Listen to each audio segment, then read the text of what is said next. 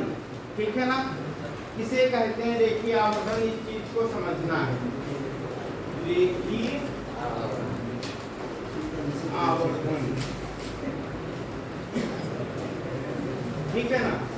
रेखीय आवर्धन जब हम बोलते हैं कि रेखीय आवर्धन किसे कहते हैं, तो m इक्वल टू जो होता है उसको हम लिखते हैं m इक्वल टू I/2, ठीक है ना। इसे ही हम क्या कहते हैं, रेखीय आवर्धन कहते हैं। m इसमें क्या है, रेखीय आवर्धन, I क्या है, इसमें की लंबाई है, और O क्या है, वस्तु की लंबाई है। जो ही आपके सामने I/O दिखता है तो इसको आप कहते हो कि भैया जी इसको हम अनुपात में भी लिख सकते हैं, I/O। क्लियर हुआ कि नहीं?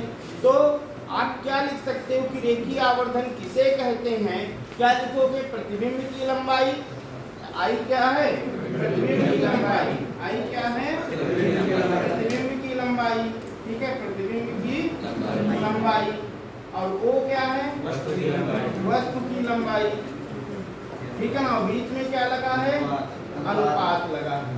इसी को आपको शब्दों में बोल जाना है वही, और m क्या है हमारा, रेखीय आवर्धन। क्लियर है कि नहीं?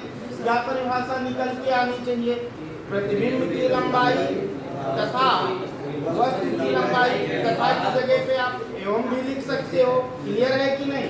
प्रतिबिंब की लंबाई तथा वस्तु की लंबाई के अनुपात को कहते हैं। किससे प्रदर्शित किया जाता है, स्मॉल m से प्रदर्शित किया जाता है। ये चीज आप सबको समझ में आ गई। क्लियर है कि नहीं? अगर आएगा रेखीय आवर्धन किसे कहते हैं तो सब लोग लिख पाएंगे कि नहीं? लिखेंगे प्रतिबिंब की लंबाई तथा वस्तु की लंबाई के अनुपात को रेखीय आवर्धन कहते हैं। इसे प्रदर्शित किया जाता है और नीचे कोष्टक में बना लेंगे, बड़े खाने में लिख देंगे m = I/O। क्लियर है कि नहीं? अब इसको हम प्रूफ करके देख लेते हैं कि रेखीय आवर्धन के लिए सूत्र का निगमन क्या करना है। रेखीय आवर्धन के लिए सूत्र का निगमन अर्थात m = I/O हमको क्या करना है, प्रूफ करना है। क्लियर है कि नहीं? क्या प्रूफ करेंगे? आता है रेखीय आवर्धन से क्या तात्पर्य है? सुनो भैया, क्या प्रश्न आएगा, रेखीय आवर्धन से क्या तात्पर्य है? याद से कहा जाएगा रेखीय आवर्धन से आप क्या समझते हैं, इसके लिए सूत्र का निगमन कीजिए या इसके लिए सिद्ध कीजिए m = I/O। ऐसे करके आपका क्वेश्चन आता है। तो आपने ये तो समझ लिया कि रेखीय आवर्धन किसे कहते हैं।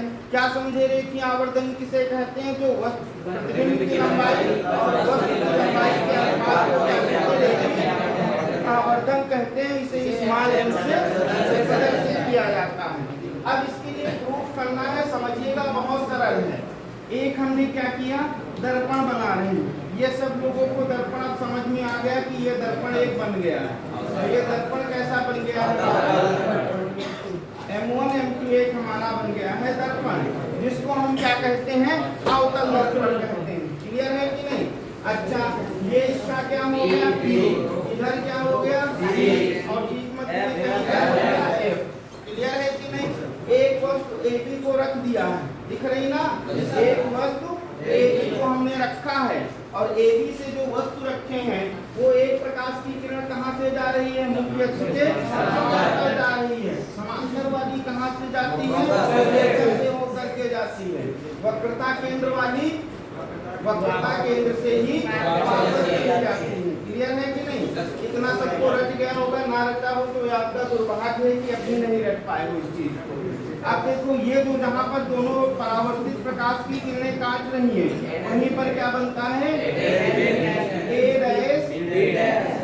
प्रतिबिंब बनता है। क्लियर है कि नहीं? इतना सबको समझ में आ गया। इस चीज को जरा समझिएगा, ये एक प्रकाश की किरण है,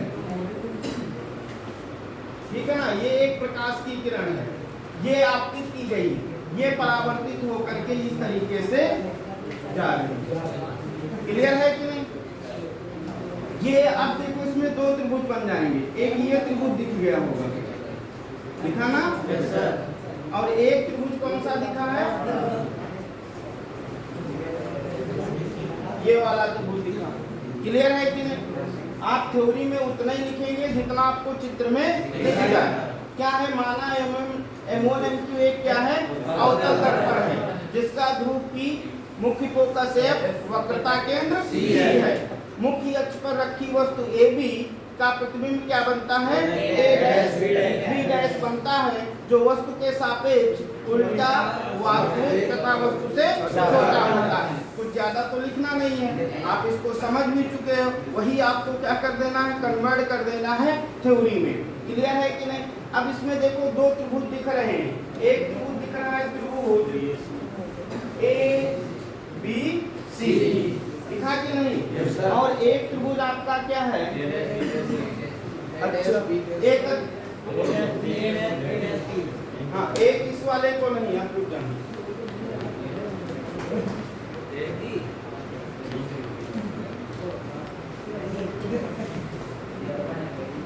ठीक। इसमें देखो इसमें त्रिभुज तो दिख रहे हैं पर यहाँ पर समझना हमको क्या निकालना है, I/O का क्या निकालना है, रेशियो निकालना है। उसके लिए हमको समझना पड़ेगा हम कौन सा त्रिभुज ले। जरा ध्यान से देखिएगा, सब समझ में आ जाए तब बताइएगा। एक बड़ा त्रिभुज दिखेगा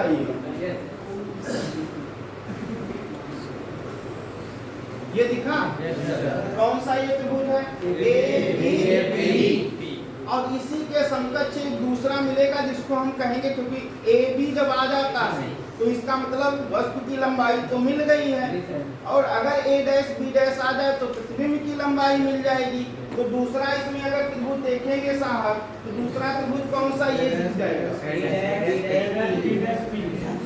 दिख गया ना। दोनों त्रिभुज आप सबको दिख गए। यही दोनों त्रिभुज हमको क्या है लेने हैं, और कैसे करेंगे देखिएगा। क्या कहेंगे, त्रिभुज ABP तथा त्रिभुज क्या है A', B और B'। कैसे हैं, समकोणिक। कैसे हैं, समकोणिक हैं। समकोणिक है मतलब क्या है, एक कोण क्या है, समान है। अब देखो AB है कि नहीं, अच्छा AB जो है ये वाला खड़ी भुजा बटे खड़ी भुजा, तो AB अपान क्या हो जाना चाहिए, A', ये तो आप सब बहुत दिनों से कलाकारी करते चले आ रहे हो। बड़ी भुजा क्या है इसमें देखो AP है कि नहीं, तो बड़ी भुजा क्या हो गई AP, अपान इसमें बड़ी भुजा क्या हो जाएगी A'। कितना सबको समझ में आ गया है। अब AB साहब क्या है, वस्तु की लंबाई है। AB क्या है, वस्तु की लंबाई। वस्तु की लंबाई, और वस्तु की लंबाई को हम किससे डिनोट कर सकते हैं, O से डिनोट कर सकते हैं। तो ये तो हो गया O अपान AB क्या है, प्रतिबिंब की लंबाई, इसको हम किससे डिनोट कर सकते हैं, I से डिनोट कर सकते हैं। तो ये साहब हो गया I। इतने में किसी को कोई दिक्कत नहीं होगी। अब देखो AP, A साहब ये है कि नहीं, देखा कि नहीं, ये A है और P ये है। इसके बीच की कुछ दूरी जो होती है उस दूरी को हम क्या कहते हैं, U कहते हैं। वस्तु और ध्रुव के बीच की दूरी को U कहते हैं, और अवतल दर्पण में U कैसा होता है, माइनस का होता है। तो इसकी जगह पे साहब हम क्या लिख सकते हैं, -2। क्लियर है कि नहीं? अच्छा, इसके बाद देखो इसमें क्या है, A' ये है और P ये है। इसके बीच की दूरी को हम क्या कहते हैं, B कहते हैं। तो माइनस का B ये हो गया। क्लियर है कि नहीं? तो माइनस माइनस हमारा क्या हो गया, कैंसिल हो जाएगा, होगा कि नहीं होगा? तो माइनस माइनस हमारा हो गया कैंसिल। क्लियर? इतना सबको समझ में आ गया। अब क्या बचा, O upon I = U upon V। इतना सब लोगों को समझ में आ गया, क्यों? अच्छा, M = क्या होता है, I अपान O। क्यों? तो M बनाना है, और M बनाना है तो क्या करना पड़ेगा, पलट दे, इधर वाला पलट दे तो I अपान O हो जाएगा। इधर पलट दियो तो इधर भी पलट देना होगा, B अपान U। क्यों? और M = क्या होता है, M = I अपान O। तो या b इक्वल टू कर लो तो m इक्वल टू क्या हो जाएगा b अपान u। क्लियर है कि नहीं? m इक्वल टू क्या हो गया b अपान u, ठीक है ना। और प्रूफ क्या करना था? हाँ, तो इसकी जगह पे लिख लोगे तो क्या हो जाएगा m इक्वल टू क्या निकल के आएगा, या करके क्या लिख सकते हो, या लिखना चाहो तो क्या लिख सकते हो। क्लियर है कि नहीं?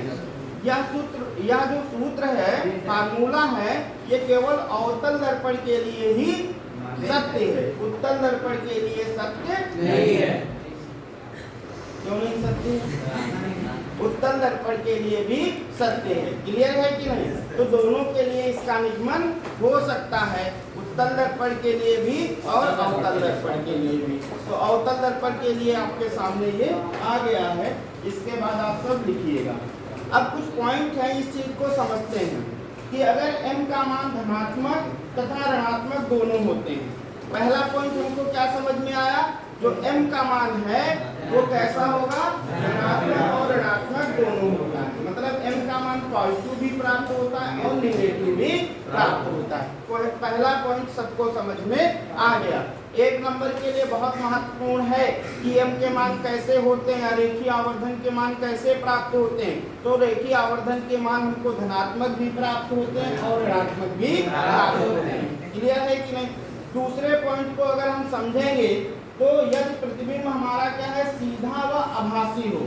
कैसा हो? प्रतिबिंब हमारा सीधा हो और कैसा हो, आभासी हो। ये अगर कंडीशन मिलती है, सीधा और आभासी हो, तो m का मान हमारा कैसा होता है, धनात्मक होता है। कैसा होता है? धनात्मक होता है। तो दूसरा पॉइंट आप सबको समझ में आ गया क्या? अगर हमारा प्रतिबिंब सीधा और आभासी प्राप्त होता है तो हम कहने लगेंगे कि m का मान कैसा है, धनात्मक है। क्लियर है कि नहीं? इसके बाद जस्ट इसका उल्टा करेंगे। यदि प्रतिबिंब उल्टा और कैसा हो, वास्तविक, उल्टा हो और कैसा हो, वास्तविक हो, तो इसका m का मान कैसा मिलेगा, नेगेटिव मिलेगा।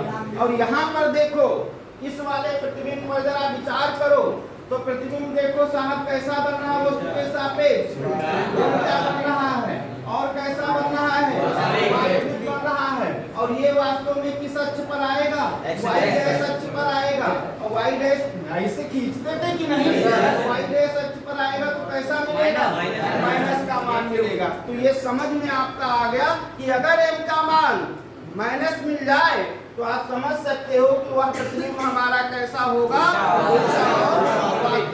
क्लियर है कि नहीं? इसी अगला पॉइंट समझते हैं। u और v ऋणात्मक हैं। कैसे हैं? u भी ऋणात्मक है और v भी ऋणात्मक है। तो m का मान कैसा होगा, धनात्मक। अभी तो देखे नहीं हो, u और v दोनों ऋणात्मक हो गए तो m का मान कैसा हो जाएगा। अच्छा, प्रतिबिंब की स्थिति के लिए, अच्छा प्रतिबिंब की स्थिति के लिए किसको ज्ञात करते हैं, b को ज्ञात करते हैं। प्रतिबिंब की स्थिति के लिए किसको ज्ञात किया जाता है, b को। न्यूमेरिकल जब लगाएंगे तो कहेगा प्रतिबिंब की स्थिति ज्ञात कीजिए। इसका मतलब आपको क्या निकालना है, b निकालना है। और प्रकृति के लिए हमको क्या कहेगा, इसकी प्रकृति बताइए दर्पण में, ठीक है ना, उत्तल या अवतल दर्पण की प्रकृति बताइए। तो आपको क्या निकालना रहेगा, m निकालना रहेगा। और आकार के लिए जैसे कहा जाए कि प्रतिबिंब का आकार क्या होगा, तो इसका मतलब किसको निकालना, हमको आई को निकालना है, इमेज की लंबाई को निकालना है। क्लियर है कि नहीं? इतनी चीजें आप सबको इस पॉइंटों में समझनी थी। आगे हम न्यूमेरिकल की बात करेंगे।